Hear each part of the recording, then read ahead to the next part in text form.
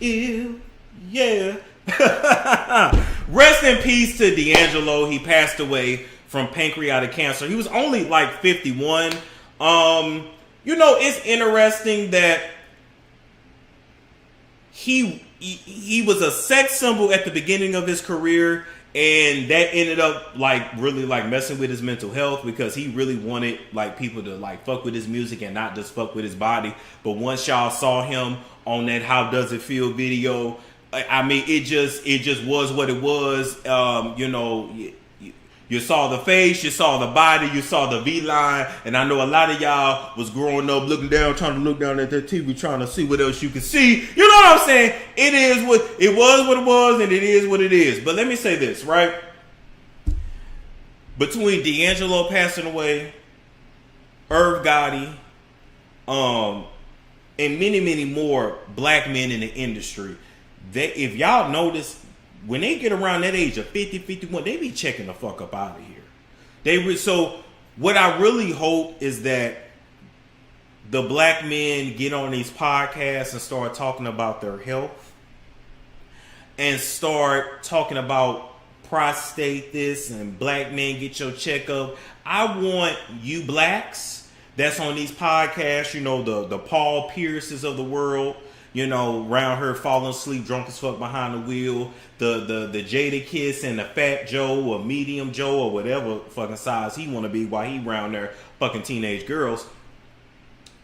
I hope instead of using y'all platforms to police women and talk about what women need to do and how women need to submit, I hope you niggas going forward can learn to submit to your doctor, to submit to your personal trainer, to you know what I'm saying? Like, that's what I want. I want y'all to start talking about that more, you know, because y'all leaving up out of here quick.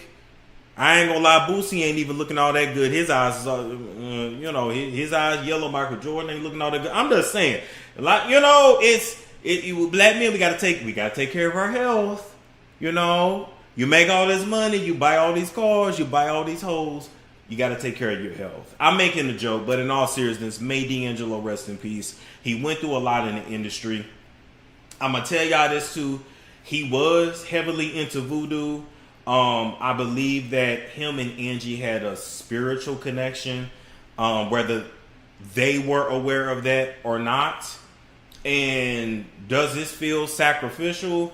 I mean, yeah, I ain't going to lie. It do. You know, I know people die, and people die every day, but when it comes to when it comes to the dark things that they do in the industry, you fuck with shit spiritually and then it has physical manifestations. That's what I want y'all to realize, okay?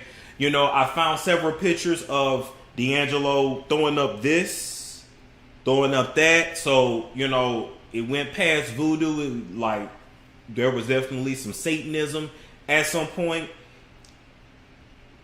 And the devil always comes to collect, right? When you start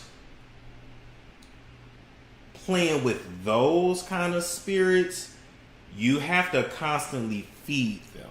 You have to constantly give something up, right? Because if you don't, or if you forget, the spirits then get mad, and then there's repercussions. So, hey, did Angie get taken out? Did Angelo get taken? I don't know. But all I'm saying is, it's mighty funny how Angie Stone was calling out the record company. Then boom, she gets killed. And not only was she calling out the record company, she joined a fraternity. And we know fraternities pledge to different spirits anyway, which is why I had to spiritually denounce my fraternity, because it's all Freemasonic. I'm not trying to bore y'all with this. I'm just saying all this to say, yeah, it's cancer, but I'm going to say it's spiritual. And you ain't got to believe me, but just do your research. And that's all I'm going to say. That's all I'm going to say. All right? Move right along. It's Storm Show. Ay, it's Storm Show.